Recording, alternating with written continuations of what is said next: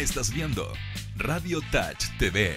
Sigue con Psycho Geek, conducido por los más ñoños y su especializada mirada de cómic, cine y mundo gamer en Psycho Geek.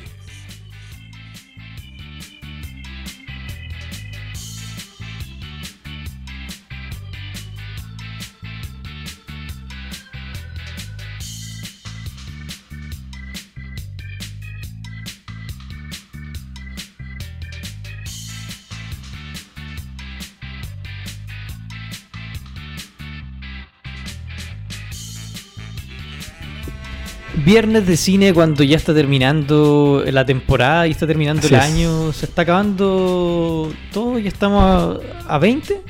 Claro. Y quedan pocos días para que termine. Pocos días para que termine la este década. año. Y este año han pasado un montón de cosas muy heavy. Sí, ha sido un año que uno no se esperaba un final. No, yo creo que nadie se esperaba que el año terminara de esta forma. Fue como una película, fue como el clímax máximo en los últimos minutos. Claro. No, heavy.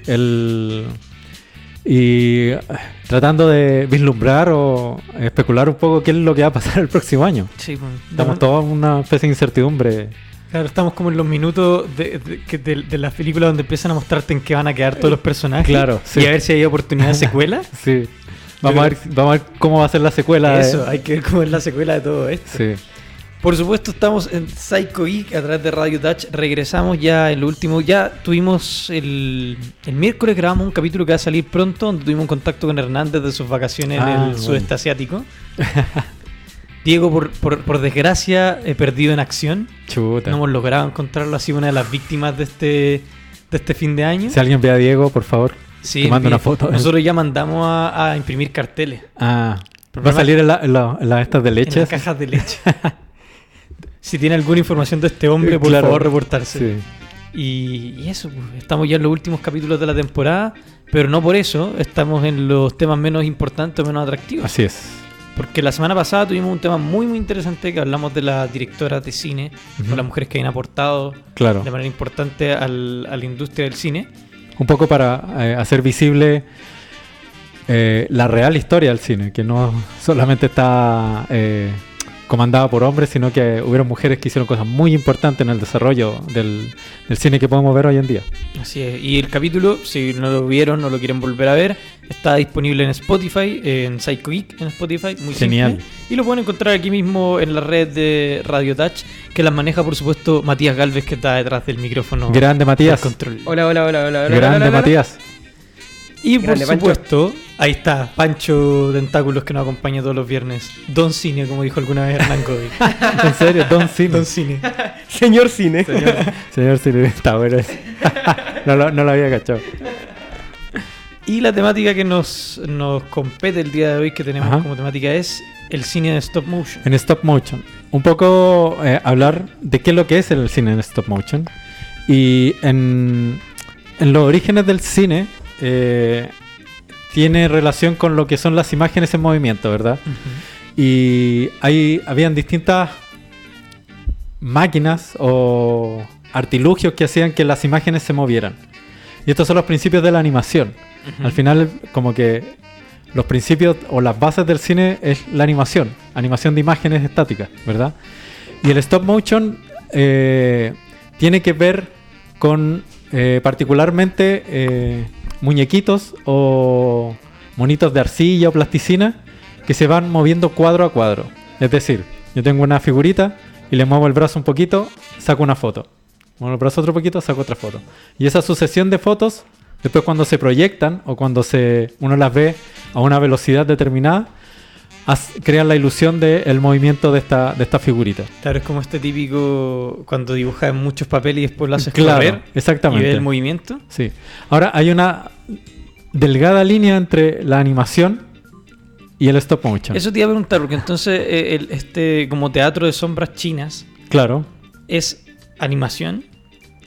Es stop motion en el sentido de cómo se graba. Uh-huh. En donde es una figura estática que se va moviendo de a poco y se van sacando fotos. Ahora, la animación tradicional también es así, pero es con dibujos. Ya. Entonces, en algún minuto se separaron las aguas y se separó lo que es la animación, dibujos animados y el stop motion, que son figuras de material, de materia, de plasticina, Claro. arcilla, en fin, una serie de variedades animados.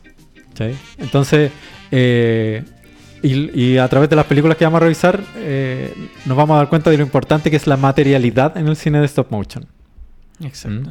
Eso es como un poco para que la gente conozca o de qué se trata el cine de stop motion. Así es. Y mira, Hernán ya nos sorprende. El nano ahora nos habla desde España. ¡Wow! Dice que probablemente desde una playa en Cádiz, Hernán está haciendo un tour de vacaciones en este Mira, momento. qué Se bueno. nos escapó, pero el que puede, puede. Po. Que traiga regalito. Sí, pues que traiga El regalos matute. de sus vacaciones. Entonces, Pancho, la primera película que está dentro del Es catálogo. de una directora que hablamos la semana pasada. semana pasada, Y exacto. quise empezar por ella porque es una de las iniciadoras del cine en stop motion, que es Lotte Reininger, de Alemania, con uno de sus largometrajes, que es una obra maestra, una de verdadera obra de arte en cuanto al cine, que se llama Las aventuras del príncipe Ahmed, de 1926. Como decíamos, lo que hace ella es trabajar con figuritas recortadas de papel que las pone sobre una pantalla iluminada y va sacando fotos para irlas animando. ¿Mm? Muy al estilo de las sombras chinescas. Esa Sí, es como la idea eso- de Lotte. Eso te decía que me recuerda mucho a ese tipo de animación. Claro. Y particularmente esta película es casi un milagro que la podamos ver hoy en día. También ha sido genial que esté en YouTube completa, porque esta película había estado perdida. La mayoría de los negativos de esta película se habían perdido. Recordemos que antes se filmaba en acetato, que era un material súper inflamable y que se echaba a perder con el tiempo, se desintegraba. Entonces, de ahí que la película se hallaba perdida, excepto en una copia que estaba en Estados Unidos. Y gracias a esa copia podemos, que no está completa, con todo su metraje, podemos ver un metraje más o menos completo en base a ese y a pequeños pedazos de película que encontrados en Europa. ¿Mm? Se hizo una reconstrucción y se puede ver lo que es casi la película completa. Pero ella no solo se dedicaba a hacer cine stop motion, ¿cierto? Porque tiene otras películas. Sí, tiene otras películas. Porque eso venía una duda. Si los directores que se dedican a hacer cine stop motion solo se dedican al stop motion, que es una pega muy Sí. lenta. Sí, es muy lento. Hacer animación en general es mucho trabajo y es muy lento hacerlo. Claro, como ella o como otros directores que vamos a revisar a continuación, no solo estuvieron dentro del cine de animación de stop motion, sino que también en cine de live action, como con actores. Ya. Entonces, en ese sentido, como que se paseaban por ambos espectros. Incluso también por el cine de animación tradicional. Como que hicieron colaboraciones y eso. Pero cabe destacar que Las aventuras del príncipe Ahmed es uno de los pilares fundamentales en el cine de stop motion, junto con la segunda que vamos a revisar, que es del señor Ladislas Straverich.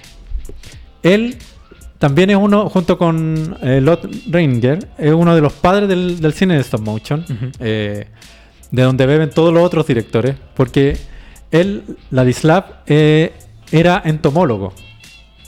Se dedicaba a estudiar los insectos. Y los primeros cortometrajes que hizo en stop motion eran insectos disecados que él los iba moviendo. Hay uno que se llama el camarógrafo, creo que se llama, que es como un grillo que es camarógrafo y tiene así como un lío amoroso como en su casa y todo. Es bastante siniestro ver como animalitos disecados Sí, siendo movidos, pero es uno de los inicios fundamentales del cine de stop motion. Y lo que estamos viendo ahora es uno de los largometrajes más hermosos que hizo Ladislav, que se llama The Tale of the Fox. Tiene una de música 1900 muy linda. de 1937 y también ocupando animales disecados para contar una fábula. Realmente un trabajo increíble el que hace Ladislav aquí. Creo que es uno de los pináculos de su carrera. Empezó con estas animaciones de pequeños insectos y luego como que empezó a pulir su técnica, al igual que Lotte Reiniger en Alemania. Sin embargo, ella siempre lo hizo a través de esta idea de las sombras chinescas. Ladislav como que lo hizo con la materia, con muñecos al final.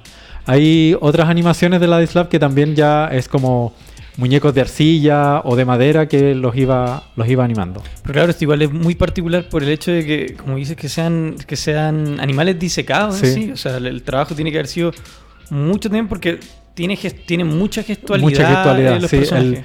Una de las claves del cine stop motion es hacer el muñequito. Y hacer el muñequito lo más moldeable o movible posible. Cosa de tener estos detalles en las caras, en los gestos. Le comentaba al Mati antes de empezar el programa que inevitablemente me recordó al meme del zorro destruido post fin de semana. ¿Lo podemos mostrar igual el meme? Sí, podríamos mostrarlo. Podría tenerlo en pantalla en algún momento. Pero sí, lo vi y a pesar de que estaba viendo una obra espectacular, no pude evitar acordarme. Hay que tomar en cuenta que a lo mejor no era la mejor idea hacerlo con animales disecados. Claro. Porque termina siendo, a nuestra visión como más moderna, un poco tétrico, un poco siniestro. Sí, y a pesar de eso, no se ven mal. Por ejemplo, ahí está... Bueno, es que el trabajo de arte que hay detrás es muy exhaustivo. Entonces, claro, se reconoce que hay un gran trabajo para hacer esta película. Claro, per se el cine stop motion requiere mucho trabajo y mucho detalle. La siguiente... Oye, mira, ahí está el... Ahí está, sí. Ponle una guitarra y se puede estar. No estamos yendo... Así llego a la pega cada lunes. No estamos yendo como en un orden cronológico ni de cuál es mejor ni peor. Sí, la anterior era del 1937. Sí. Pero sí, todas estas forman como una especie de imprescindible en el cine de stop motion, como hito importante. Y uno de estos es una película que se llama Mad Monster Party, con un signo de interrogación. Todavía tengo la duda de por qué va con el signo de interrogación. Dirigido por Jules Bass y escrita y producida por Arthur Rankin, que son dos grandes nombres del cine de animación en Estados Unidos. Esta película es fundamental para tener hoy en día directores como Tim Burton, por ejemplo. Sin esta película no existiría Nightmare Before Christmas, El cadáver de la novia, Frankenweenie. Esta es una cuestión fundamental. Y se llama Mad Monster Party porque se trata de que el Dr. Frankenstein en su castillo invita a todos los monstruos monstruos como los monstruos de la Universal, claro, a una fiesta. Pero con un ¿cómo se llama? Con un interés secreto que es como demostrar que él tiene la criatura más poderosa. Ahí cuando vean la película van a saber cuál es la criatura que está ahí. Lo más entretenido, está esto como en un plano más de humor. Está la momia, está Drácula, está el jorobado de Notre Dame, el monstruo de la Laguna Negra, el hombre lobo, el hombre invisible, que es genial. Y claro, todo en un tono muy de comedia y más infantil. Pero la animación es increíble, está muy bien hecha. La dupla Rankin Bass ha hecho varios cortometrajes y varias películas de animación que son maravillosas, realmente maravillosas. Mira, lograron hacer el crossover de todos los monstruos. De todos los monstruos, que es lo que están intentando o van a intentar hacer en el cine Universal, que claro, no sé si lo vayan a lograr. Está difícil. Los monstruos de la Universal responden a una época y a un periodo específico. Y hoy en día son algo súper vintage. Sí. No sé si se podría lograr algo como lo que se logró en esa época hoy en día. Igual, en particular en esta película es muy interesante ver que efectivamente es como pauta para más adelante, porque la estética de muchos de los personajes, por ejemplo, ver a Drácula, uno ha visto en muchos otros tipos de medios como hacer a Drácula caricaturizado. Claro. Y es ese tipo, es el arquetipo de cómo se debiese, o sea, cómo lo representan. Claro. Sí, como digo, esto es una película más de humor y de carácter infantil. Y por eso trabaja con la caricatura, con el arquetipo del monstruo.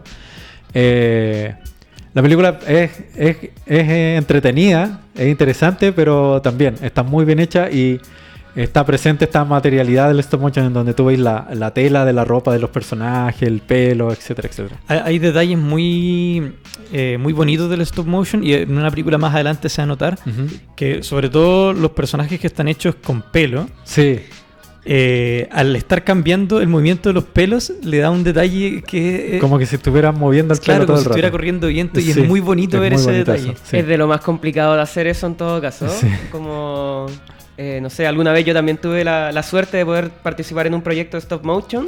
Y claro, son cosas que cuando uno se enfrenta a ellas como sin haberlo hecho antes, como que no sabéis que va a ser tan difícil, pero Claro. en el momento mismo como que, no sé, te vuela la cabeza tratar de saber cómo tenéis que animarle el pelo a los monos que tenía ahí. Sí, Es algo hay particular. todo un trabajo de planificación en el cine de stop motion. ¿Cuánto puede llegar a durar la grabación La producción de la una producción? película, sí.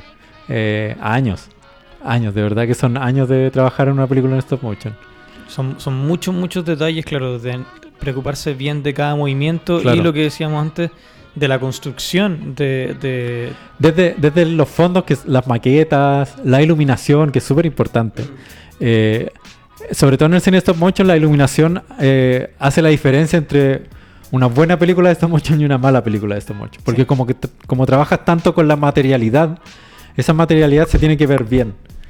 Y ¿Cachai? transmite tanto como... Absolutamente, como, sí. no sé, como un gesto, por ejemplo, de un actor en la vida real, por ejemplo. Transmite de absolutamente. la misma forma como las texturas que Sí. uno logra apreciar en una película de stop motion. Sí, así es. Y yo creo que de pronto eso es uno de los factores de por qué con el tiempo el cine de stop motion se da menos o es más difícil, porque requiere de mucho trabajo. Sí. Y en la industria que ahora es muy comercial, muy rápido, Claro. ya es difícil. Por eso se agradece que todavía existan directores y realizadores que se dediquen a hacer stop motion. Así es. Porque, por ejemplo, ya parece que el cine 2D está... Sí. ¿Quién hace una película en animación en 2D? Hay muy pocas películas todavía Sí. en animación en 2D y buenas y que llamen la atención. Que llamen la atención, claro. La siguiente la elegí porque precisamente está en la frontera entre el cine stop motion y el cine de animación tradicional, que es Fantastic Planet, o El Planeta Salvaje también se llama, Ujú. por un director genial que se llama René Laloux. Que René Laloux por lo general se lo conoce como por el cine de animación, no por el cine stop motion. Pero ¿por qué puse esta película como cine stop motion? Porque está hecha un poco al estilo de lo que vimos con Lotte Reininger, en donde son dibujos estáticos Sí. que él los va moviendo como que los recorta y los va moviendo sobre una superficie plana. Sí, te parece totalmente una animación. Claro, pero está hecho de esa forma. Claro. Está hecho como en stop motion, entonces está como... Son dibujos, pero están hechos como en un tratamiento de stop motion. Entonces está como ahí en la delgada línea. Ajá. Que es lo interesante un poco de esta experimentación que hace René Laloux. La historia es alucinante. Es un planeta en donde la especie dominante son unos seres azules que se conectan telepáticamente y tienen de mascota a pequeños seres humanos que son como las mascotas que están ahí. Y estos pequeños seres humanos en un momento se rebelan y empieza a quedar la escoba. Es muy interesante el trabajo como creativo que hay detrás de la película, en cómo construyen un mundo extraterrestre completamente surrealista. Es muy psicodélico. Muy psicodélico, ver, sí. ver la Sí. imagen. Y en el diseño de los personajes y de todo este planeta hay mucho de el código Serafinianus. El código Serafinianus... Viste en mi cara la pregunta. El código Serafinianus es un texto que relata distintos aspectos de un mundo ficticio. Es como si fuera un mundo real. Por ejemplo, es un libro que retrata como la flora de un mundo imaginario, Ya. la fauna, las relaciones sociales, la arquitectura, todo, pero desde un punto de vista muy surrealista y muy creativo. Si ustedes está disponible en internet, el código Serafinianus en PDF. Si ustedes lo buscan, tiene mucha relación con como las características de diseño que hay en esta película. Como esta cosa muy, muy surrealista o muy psicodélica. Claro. ¿Mm? Oye, ¿de dónde surge ese texto? Ese texto lo hizo un artista y diseñador italiano Ajá. a modo de experimentación. Y buena. cuando él lanzó este libro, quiso hacerlo sin ninguna información previa. De hecho, el libro está escrito en un idioma inventado, que todavía no ha podido ser descifrado, de hecho. Esto veis como la escritura, y es como una escritura, entre comillas, extraterrestre. Muchos dicen que son rayas y líneas aleatorias. Y otros que han estudiado el libro dicen que hay detrás un código y un lenguaje a Hay descifrar. algo oculto ahí. Claro. Revísalo. ¿Y esto Código como- Serafinianus. ¿Como del siglo XX más o menos? Sí, siglo XX. Ya. Absolutamente. De los años 70, de hecho. Ah, ya, perfecto. No es Sí. tan antiguo. No, no es tan como- antiguo. Ujú. O sea, era más o menos contemporáneo quizás a la película, que es del... Sí, 73. de hecho. Por eso digo que puede que tengan relación. Porque los Claro. diseños de los personajes como que se enlazan mucho. Sobre todo la forma de los colores. Y el tratamiento del color también es muy parecido a las ilustraciones del código Serafinianus. Queda anotado para buscar. Sí. Y René Laloux ha hecho también otras películas de animación. No en esto mucho, pero películas de animación muy interesantes. Así que también pónganle ojo. La siguiente es uno de mis directores favoritos de cine stop motion. El señor Jan Svankmajer, de Checoslovaquia. Y que tiene muchos cortometrajes también disponibles en YouTube. También trabaja mucho con la materialidad. Tiene algunos cortometrajes de seres construidos a partir de utensilios, a partir de flores, muy al estilo de Archimboldo, las pinturas de Archimboldo Sí, de, sí. de verdura. Y también cosas con arcilla y todo. Pero la película de la que quiero hablar ahora de Jan Svankmajer es una de sus también obras magistrales, que es una versión de Alicia en el País de las Maravillas, que se llama Alice, del año 1988. Está realmente impactante ver la animación. Sí. Y aquí se nota claramente, a diferencia del anterior y otros que he mostrado, la diferencia entre el puro y duro stop motion. Claro, Que exactamente. aquí uno ve el cambio de frames, por ejemplo. Claro, sí. Y la materialidad. Ujú. O sea, Svankmajer es una persona que disfruta mucho con que se vea mucho la materialidad. Y de hecho lo exacerba. Tenemos un conejo blanco, que es un conejo disecado, que nos recuerda a Vladislav. Y que termina siendo muy perturbador en ciertas ocasiones. Y lo particular es que aquí Svankmajer mezcla live action con stop motion. Sí, eso te iba a decir. Aquí hay un cambio con la tendencia que veníamos viendo. Claro. Que aquí hay una mezcla y que es bien rara de ver Ujú. del stop motion Es poco y, una usual. y el live action. Claro. Finalmente. Es poco usual. Tiene otra película que también mezcla el live action con stop motion. De hecho, tiene tres. Está esta. Hay una... ¡Oh! Se me fue el nombre. Que está basada en una... Como en un cuento alemán como popular. Uf, se me fue completamente el nombre. Y la tercera, que es la última película de Svankmajer, que la hizo el año pasado, consiguiendo fondos a través de un crowdfunding, que se llama Insect. Ujú. Que también, si la pueden pillar, genial. Es realmente genial.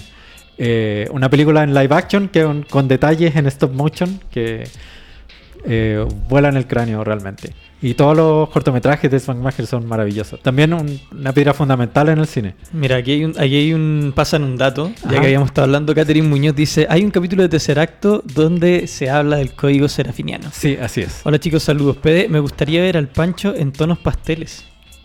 Ah, por la polera. Ya no estoy de negro. Sí, de hecho me sorprendió cuando te dije que está tonos veraniegos de Pancho. Sí. Oye, Tercer Acto, por cierto, que regresó. Regresó Tercer Acto, sí. Nos pueden encontrar ahí en Spotify y en YouTube. Y un Instagram que está debutando. Sí, también. está debutando en Instagram. Y claro, una de las grandes cosas que como que caracterizan a Svankmajer es esta cosa de la materialidad. Y en Alice, por ejemplo, utiliza cráneos o huesos de animales muertos. Ujú. Les pone ojos, etcétera, etcétera. Es una visión muy particular de Alicia en el País de las Maravillas y para mí una de las más interesantes. Igual es medio tétrico Sí, ver, es medio ver- tétrico, ver sí. muñecas, ver estas imágenes, sobre todo al ir alternando con un live action, como Sí. que te genera esta sensación rara. Claro. Es parte del estado febril de Svankmajer, creo yo. La siguiente es una de las más conocidas. The Nightmare Before Christmas, o La pesadilla antes de la Navidad, o El extraño mundo de Jack, como le pusieron en Latinoamérica. Producida y ideada por Tim Burton, pero no dirigida por Tim Burton, sino que dirigida por un gran director de cine de animación en stop motion, que es Don Henry Selick, de Estados Unidos. El primer intento, la primera aproximación de Tim Burton por el cine o la película de stop motion. Él había hecho un cortometraje anteriormente llamado Vincent, que es una maravilla, que hablamos de ello anteriormente, es una maravilla de cortometraje en stop motion, que se ve el real amor que tiene Tim Burton por este tipo de cine. Y esta película es también una piedra fundamental del cine de stop motion moderno, en donde primero hay una calidad técnica impecable, Sí. y esa calidad técnica no deja que se deje de apreciar, valga la redundancia, la materialidad de los personajes. Tú puedes ver cómo están hechos los muñequitos, se notan los movimientos que todavía se nota que es stop motion. Y de nuevo, una historia muy buena y una calidad técnica genial. Pero realmente genial. lo de la materialidad es importante porque justo antes de empezar estábamos hablando también de otra película de Tim Burton, Sí, del cadáver de la el novia, cadáver de la novia que no parece ser en stop motion. claro, el pecado que ahí comete Tim Burton, que es su primer largometraje de animación en stop motion que él dirige personalmente, es que tiene tanto retoque digital el cadáver de la novia que termina no pareciendo una película en stop motion. Entonces, como que se pierde un poco la idea de esta materialidad que viene de Smackmacher, que viene de Sladislav, etcétera, etcétera. Entonces, después, con la última película que vamos a revisar, Tim Burton como que se redime de esa idea tan perfeccionista o digital del stop Sí, motion. sí, porque es raro porque conversábamos esto. Entonces, ¿cuál es el objetivo de plantearte hacer una película stop motion si finalmente No va a aparecer, no va a claro. aparecer o no se va a notar? O se va como a alinear con todo el cine digital que hay. Claro, que finalmente la gracia o lo especial es que se vea Claro. no solo que lo grabé de tal manera, Ujú. sino que se vea como te mencioné Pollitos en Fuga, Pollitos en fuga, claro. que no parece para nada una película en stop motion, y así de pronto otras películas populares que finalmente pierden ese detalle de claro, ser y parecer una película. Por ejemplo, en Pollito en Fuga, como que tú ves como los gallineros y parecen gallineros hechos en animación digital. Ujú. Acabamos de ver a Alice también como entrar por un gallinero y era un Gallinero gallinero real con el alambre, con la madera, con la paja. De eso hablamos cuando hablamos de materialidad. Y ahí se notaba también lo de las luces que tú decías. Se Claro. ve que es un granero. Se Sí. ve la oscuridad, los tonos por donde puede entrar la luz. Claro, exactamente. ¿No? Entonces, a veces cuando construimos un escenario demasiado artificial y hacemos demasiado retoque digital, como que se pierde un poco esa idea del stop motion. Ujú. ¿Mm? El siguiente es otro de los grandes directores de animación en stop motion, que son dos hermanos gemelos, que son los hermanos Kwai, que tienen también una serie de cortometrajes. Quise poner dos obras de los hermanos Kwai. Una que es uno de sus pocos largometrajes que se llama El afinador de terremotos, o The Piano Tuner of Earthquakes, el 2005. Es una película también con tonos muy surrealistas, una historia muy extraña. Si bien es una historia que está dirigida en live action, tiene retoques, al igual que lo hacía Smackmacher, de animación en stop motion. La puse porque es una de las más conocidas, una de las más fáciles de encontrar, de hecho. Y también como una de sus pináculos como directores de cine. Sin embargo, para ver lo que realmente es como la esencia de los hermanos Kwai como animadores, hay que ver una de sus cortometrajes, que es El gabinete de Smackmacher, de Jan Smackmacher. Obviamente un tributo a... Una referencia. Claro, un tributo a Jan Smackmacher, que básicamente es una especie de cortometraje que habla un poco entre la biografía de Smackmacher y un poco del quehacer del cine en stop motion. O sea, un cortometraje en stop motion sobre hacer cine en stop motion, básicamente. También, muy... lo que pasa con los hermanos Kwai es que ellos tienen una forma de narrar las historias que es muy poco... cuesta mucho seguirlo. Ujú. Es muy como surrealista, es como estar soñando. No hay una correlación de causa y efecto que sea racional. Ya. En ese sentido, como que a veces los cortometrajes y las películas de hermanos Kwai pueden ser un poco densos para el espectador como Acostumbrado al cine comercial, en verdad, sí, es que eso. sí, acostumbrado más al cine comercial. Sin embargo, el oficio de animadores de ellos es, pero muy, muy interesante. Muy, muy interesante. Y una vez que uno se acostumbra como al ritmo que tienen los hermanos Coen, como que va entrando un poco como en la dinámica de su narrativa. Ahí podemos ver que es muy abstracto, la forma de narrar es muy abstracta, estos alfileres, como que están todo el rato hablándote como de alegorías a otras cosas y no las cosas literales. Que también es un poco lo que hacía Svankmajer en sus cortometrajes. Claro, y esto de la costumbre al cine como comercial, que lo mencionamos ahora, se ha dado, es muy común ahora, sobre todo porque estamos muy acostumbrados a un ritmo narrativo de las películas, sobre todo ahora con las películas como de superhéroes, a una narrativa muy rápida, muy de elipsis, de todo ocurre muy rápido. Entonces cuando ves algún tipo de producción que medianamente sale de este tipo de narrativa, es extraño, o sea, extraño y es difícil de seguir porque uno está acostumbrado a otra cosa. Claro, o terminan como en esos comentarios de la película era muy lenta, o no se entendió el final, etcétera, etcétera. ¿Sabes qué película pasó hace poco y lo escuché a mucha gente, sin ir más lejos, con el Joker? Ah, pero claro. Solo por el hecho de relacionar que inmediatamente es una película de cómics, es una película de superhéroes, entonces venir acostumbrado de estos 10 años que lleva Marvel, más o menos, de películas muy rápidas, de mucho efecto, de mucha explosión, de mucha música. De un montaje muy de videoclip. Claro. Ojo con eso. De tomas cortas, rápidas. Claro, sí. A una película que está grabada con tomas muy largas, muy lento, pero que está grabado de esa manera. De hecho, claro, para el cine hollywoodense, yo creo una película, entre comillas, lenta. Sí. Sigue siendo una película hollywoodense.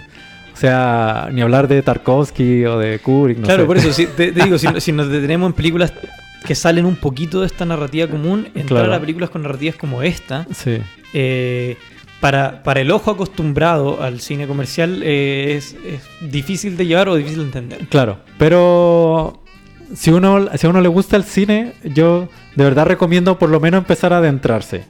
Que puede que no te guste al principio, pero no deja de ser interesante. Una pérdida de tiempo no va a ser, creo. Si no pudiste enganchar como con la historia o te cuesta como esta narrativa no tradicional, por último el fijarte en el oficio de la animación, en la materialidad, en cómo están construidos los monitos, ya eso es un deleite. Así que ojo ahí con los hermanos Kwai. Que un paréntesis, los videoclips de Tool están muy relacionados con el cine animación de los hermanos Kwai.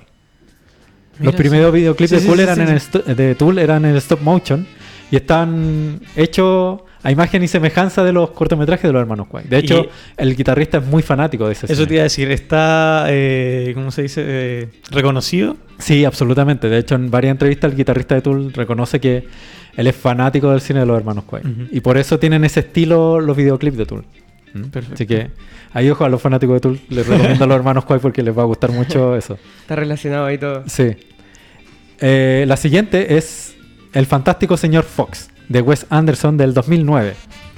Y aquí, para la gente que le gusta el cine en stop motion, fue así como, oh, qué grande Wes Anderson. En el 2009 sacaron una película en stop motion, pero en ese stop motion tan de vieja escuela. Sí, que se note. Que se nota que es stop motion. Lo que hablábamos del pelo. Aquí está mucho más que hecho. Un gran tributo a Vladislav y The Tale of the Fox, absolutamente, absolutamente. Un gran tributo a Svankmajer, a Lotte Reininger, a todos los grandes del cine animación. Están presentes en esta película. Esa explosión con el humo de como de algodón. No, muy increíble. Y nuevamente, no tiene nada que ver como la calidad técnica con el que se vea la materialidad. Esta es una película perfecta técnicamente hablando, con una iluminación increíble, con una paleta de colores. Paleta de colores muy bien estudiada, con movimientos de cámara, etcétera, etcétera. Pero que se sigue notando el stop motion y se sigue notando la materialidad. No hubo necesarios retoques digitales mayores ni nada. Como que tú ves que que los fondos son maquetas, etcétera, etcétera. Se nota, como venimos diciendo, se nota en demasía la materialidad, y esa es la gracia y la hace ser una película muy, muy, muy linda. Es muy, muy linda, sí. Bueno, en general el cine de Wes Anderson Sí. es un cine muy lindo. No, y estos cuidados al detalle en muchas cosas, por ejemplo, la paleta de colores, estaba pedido que no hubiesen tonalidades verdes para Claro. respetar esta paleta de Sí, colores po. como naranjada que... Muy cálido, colores Sí, muy muy cálidos. Sí. También, y con un número de actores para hacer las voces que... Sí, tiene un elenco muy importante. Sí, muy importante, que es básicamente el elenco que ha trabajado en todas las películas de Wes Anderson. Bill Murray, Owen Wilson, la Gwyneth Paltrow también sale, creo. Sí, creo que también. Sí. En fin. La escena de la bodega de Sidra es increíble. La iluminación que tiene es maravillosa. Realmente maravillosa. Sí. Qué belleza las películas de Wes Anderson. Sí, No, sí, realmente deleite visual. Si no lo están viendo, pongan en internet en este Sí. momento, no solo esto, sino las películas en general de Wes Anderson. Sí, porque lo que se agradece, y lo que yo personalmente agradezco de Wes Anderson es que es un director que hace películas a la vieja escuela. Ujú. Como con recursos y efectos especiales prácticos. Como que creo que me atrevería a decir que no hay nada digital en el cine de Wes Anderson. Puede ser. Me atrevería a decir que él como que su parada en el cine es como muy a la antigua. Y eso es como incluso muy refrescante de ver en un cine plagado de cosas digitales. Así que- Así que- No, y en esta se notaron todos los detalles que habíamos mencionado desde el principio. Absolutamente. Y en esta me refería cuando hablaba de Sí. los detalles del movimiento del pelo. Sí. Que, o sea, en verdad es un deleite solo ver el tráiler si es que alguien Sí. no lo ha visto y alguien la quiere ver ahorita. Solo ver el trailer ya que hay maravillado. Sí. Y también mencionar la segunda que hizo, que fue Isla de Perros, que también es tan buena como el fantástico Señor Fox. Así que también súper recomendada. La que sigue es también una película del señor Henry Selick, esta vez como autor completo de la película, basada en un libro de Neil Gaiman, que se llama Coraline. Es una historia, como la mayoría de las historias de Neil Gaiman, bastante oscura. Sí. Pero que sin embargo tiene mucho como de cuento de hadas, creo yo. En esta cosa como de Alicia, Sí. viajando a través de un mundo fantástico. Y Henry Selick haciendo una dirección de stop motion con un oficio impecable, tal como lo vimos en El extraño mundo de Jack y en una que hizo posterior al extraño mundo de Jack, que se llama Henry y el durazno gigante, creo, si no me equivoco. Ya. Y se sabe que él tiene un oficio de stop motion, pero impecable, que lo podemos ver aquí en... Creo que esta es una de las películas más premiadas del señor Selick junto con la del extraño mundo de Jack. Sí, y una de las más conocidas también o más populares cuando uno hace referencia a cine de stop motion. Claro. Que esta sí. también se nota el stop motion, pero también está en el siento yo que alguien que no conoce el cine podría pensar que es Podría una pensar que animación. es animación digital, Ujú. claro. Esta sí tiene algunos retoques digitales, pero creo que todavía se siente ese feeling de stop motion. Claro, por eso el- la quise poner. Es lo menos. Claro. Sí, está como bien equilibrado lo digital con la materialidad todavía. Las películas de Wallace y Gromit también son stop motion, ¿no? También son stop motion con esta técnica más como de arcilla. Sí, o como plastilina. plastilina, Claro. Sí. La primera. Sí, las de Wallace y Gromit yo también la enmarcaría dentro de que todavía se ve la materialidad. Ujú. De hecho me gustan mucho. Creo que y tienen un humor inglés muy, Sí. muy particular. Siguiendo, quise poner esta, Mary and Max, dirigida por Adam Elliott, de Australia, el 2009. Pensando más que nada en la historia, porque creo que es una película que vale la pena que mucha gente la vea. Más que por la calidad técnica del stop motion, que creo que está bien, es correcto. No está como tan al nivel de el fantástico señor Fox o Coraline. Pero lo que hace el director es construir una historia que es muy humana y que de verdad que te llega así al corazón absolutamente. Y es la historia de una niña que se siente un poco como rara en este mundo y que empieza a tener como una conversación por correspondencia con una persona con autismo. Ujú. Y es, wow, el nivel de profundidad que tiene la historia es realmente maravilloso.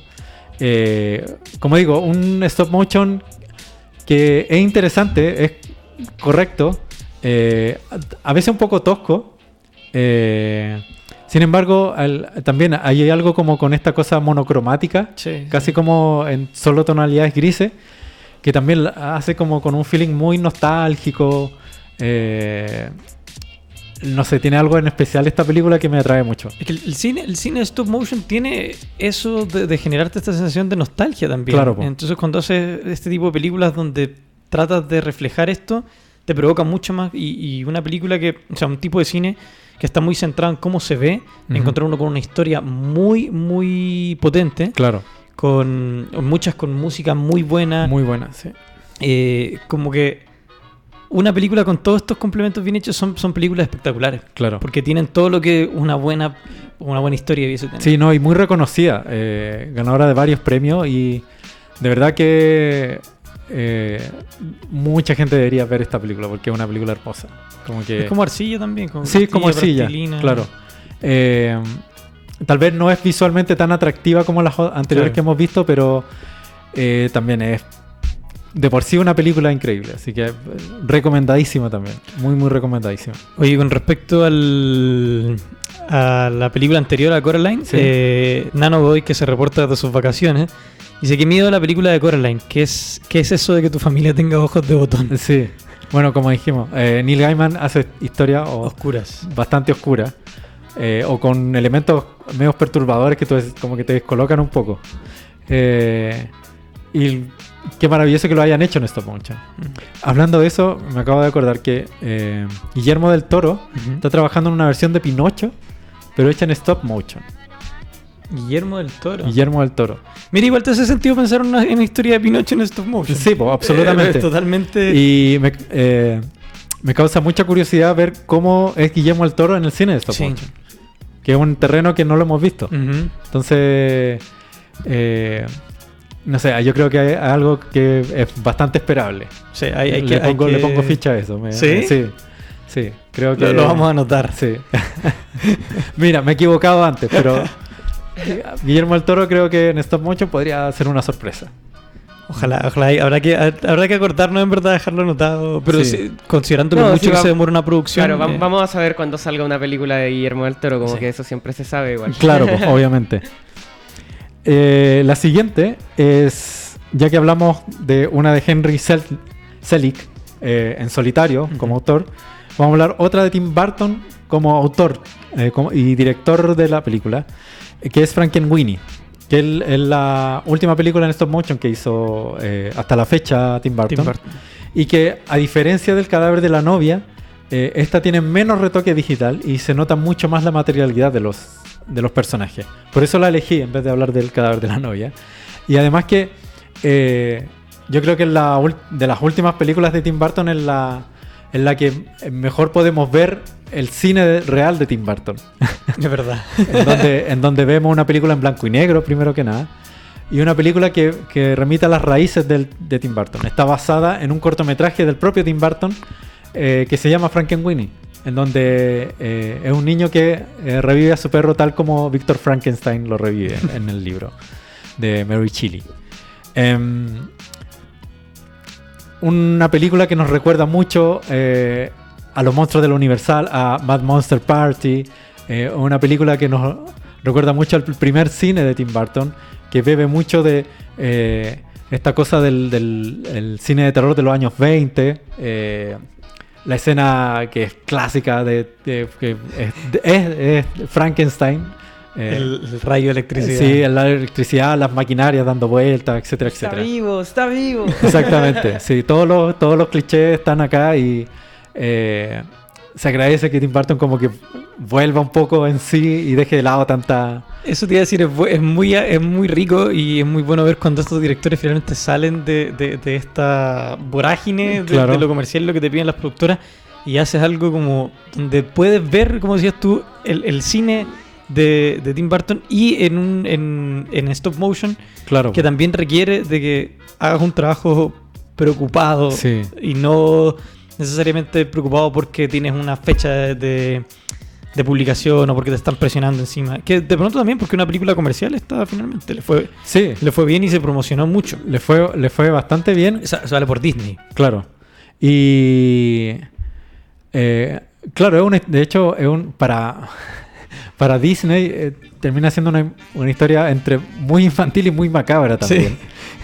Tiene esas cosas que uno echaba de menos de Tim Burton. Que tú, no sé, pues veías Sombras Tenebrosas o veías esta de Miss Peregrine y los niños extraordinarios. Sí. Tú dices, ¿dónde estaba Tim Burton? Así como que, ¿dónde estaba metido? Y tú te decís, ya, bueno, estamos por buen camino. Una de las cosas, uno de los puntos que también es importante destacar, que en esta película hay un gran tributo a Vincent Price, el profesor de la escuela de los niñitos. El diseño es Vincent Price y en la voz también se parece mucho, si bien Vincent Price ya falleció, pero encontraron una voz que es bastante parecida a la de Vincent Price. Entonces ahí también hay un tributo de Tim Burton a un actor que también Tim Burton como que bebió mucho de sus películas. De hecho, su primer cortometraje en stop motion, Vincent, está narrado por Vincent Price en persona. Y uno de sus primeros largometrajes más personales, que Edward Scissorhands, el hombre manos de tijera, también actúa Vincent Price en uno de sus últimos papeles también. Entonces, como el creador del hombre manos de tijera. Entonces hay toda una cosa ahí que tú decís, como que esto es una vuelta al inicio de las primeras películas de Tim Burton. Y es bonito cuando uno hace como esta cuestión que te da cuenta que todo hace como un círculo. Claro. Y termina por conectarse finalmente. Quiero hacer una mención honrosa a un animador en stop motion que también es muy importante para la animación, pero que lamentablemente nunca dirigió una película por sí solo. Sí trabajó en colaboración en otras películas, que es el señor Ray Harryhausen. El señor Ray Harryhausen era un animador que se dedicó a la animación o dijo, yo quiero empezar a hacer animación cuando entró a ver King Kong, la de los años 20. Yeah. Y de ahí en adelante se dedicó a perfeccionar su técnica de animación, viendo a los grandes maestros como Vladislav y Rotti Renninger. Y Harryhausen terminó participando en películas icónicas de aventuras de los años 60 y los años 70, como el séptimo viaje de Sinbad, por ejemplo, donde sale en esta pelea con los esqueletos. No, eso es Jason y los Argonautas, perdón. Jason y los Argonautas salen en la pelea con los esqueletos. ¿Sí? Sí. Yeah. Sí, el séptimo viaje de Sinbad sale como este cíclope, que pelea como con un dragón. Imagínate ver eso en pantalla y más encima animado en stop motion, es increíble. Una de las grandes cosas que aportó Ray Harryhausen al cine fue precisamente el mezclar el live action con el stop motion. Yo creo que es una de las personas que lo hizo de forma más perfecta en el cine. Si uno ve, por ejemplo, esta escena de Jason y los Argonautas peleando con los esqueletos, la coreografía de la pelea es perfecta. Es como si los esqueletos estuvieran ahí de verdad y no fueran filmados aparte. Es muy difícil pensar que te resulte en la práctica. Claro, pero genial. Otro de los hitos importantes, creo que también es una de las películas de Sinbad, si no me equivoco, en donde aparece una estatua de Shiva, de esta que tiene los hartos brazos, peleando con Sinbad, y en cada brazo tiene una espada. Entonces imagínate coordinar una pelea en donde Sinbad es live action y esta personaje en stop motion. Realmente, y hecha con una coordinación perfecta. De verdad que tú lo ves y tú decís, wow, realmente hay mucho trabajo aquí. Y uno de los pináculos en donde muchos animadores en stop motion dicen, wow, este trabajo de Harryhausen realmente es increíble, que es en Clash of the Titans, que es la versión original. Sí, que lo he mencionado. Mira, este capítulo hemos vuelto... Mira, aquí te tomé escenas de ese momento que realmente... Es genial, sí, de verdad que es genial. Pensar que son dos cosas separadas. Totalmente diferentes y que, como decías tú, la coreografía encaje perfecto. Sí, como tira la patada y justo le llega a un esqueleto y lo bota. Mira eso, si están como a la par y no se ve la diferencia. De hecho, como que... Incluso mejor que muchas escenas de acción en CGI. En CGI. Esto está pero perfecto. Por favor, que vuelvan a hacer esto en stop motion. Ahí se habla de un trabajo realmente... Cuando es que ese puede ser el problema cuando depende del CGI, que como ya se ve bonito y es más fácil, claro. Terminan en errores donde en coreografías como esta se nota que no hay nada. Aquí parece que estuvieran los dos. Sí, pues que estuvieran los dos peleando. De verdad que está perfectamente hecho. Y claro, uno de los... la cima de la técnica en stop motion fue en Clash of the Titan, donde Harryhausen animó un modelo de Medusa, en donde no solo tenía que animar la figura de Medusa, tenía que animar el pelo, todas las serpientes, y más encima estaba en un ambiente donde estaba iluminado por antorchas. Entonces tenía que animar la iluminación de las antorchas sobre la Medusa. O sea, de verdad que era un trabajo increíble, y cualquier persona que haga animación, tú le nombráis eso y te va a decir, sí, realmente eso es como, no sé, yo creo que nadie ha logrado una calidad técnica en ese tipo de animación como ese. Ahí está moviendo un poco la Medusa, y como el reflejo de la luz de las antorchas también está animado en stop motion. Todo entonces, wow. Hasta el más mínimo detalle, Hasta el más realmente mínimo detalle, cuidado sí. y trabajado como... Sí, y también en una escena maravillosamente filmada. Oye, Pancho, en estos 2 meses, 3 meses que hemos hecho los viernes de cine, hemos repasado desde el cine mudo y el expresionismo alemán, que fue lo primero. Sí. Ciencia ficción, hicimos 2 partes. Sí. ¿Qué más hicimos? Hicimos cine western. Cine western. Hoy se me están yendo los revisamos filmografías de algunos directores de... el de 12 monos. Matías, por favor. Terry Gilliam, gracias. Se nos estaba yendo los mismos trabajos que hicimos Sí. nosotros. Gracias, Pancho, por acompañarnos los viernes. No, gracias a ustedes por el espacio. Yo feliz de venir a hablar de cine acá. Hoy, y gracias a la gente que nos acompañó en este capítulo. Nos vemos el lunes para el último ¿Puedo capítulo? dar un aviso chiquitito? Adelante. El domingo voy a estar en la feria Contrabando con ilustraciones. Y de hecho voy a estar vendiendo una ilustración que hice de Mad Monster Party. ¿Ya? Así que si les interesa ahí pueden ir a verme a la feria Contrabando. Oye, cuando el proyecto de la musicalización de películas esté Sí, también... créeme que cuando lo tenga listo lo voy a anunciar con bombo y platillo. Oye, eso, y a Pancho lo Sí. pueden encontrar en sus redes sociales, y lo pueden Claro. encontrar junto a Gabriel Garbo, que estuvo con nosotros también varias veces en Tercer Acto. En Tercer Acto, Podcast, sí. que lo pueden encontrar por ahí. Que ahora está... volvieron con una temática un poco diferente a la anterior. Obviamente tenemos una temática o una tónica un poco más social, Claro. Hablando un poco de los temas como más contingentes, pero sin dejar de lado un poco también hablar de todo un poco. Como que el irse por las ramas es un clásico, así que no se va a perder eso. Y nosotros nos encontramos el lunes ya para el último capítulo de la temporada. Volveremos pronto, pero tenemos que dar unas vacaciones más. Ya la mitad del equipo se fue de vacaciones. Chuta. Los que vamos quedando somos aquí. Y muchas gracias, y nos encontramos el lunes. Así es. Adiós. Chau, chau.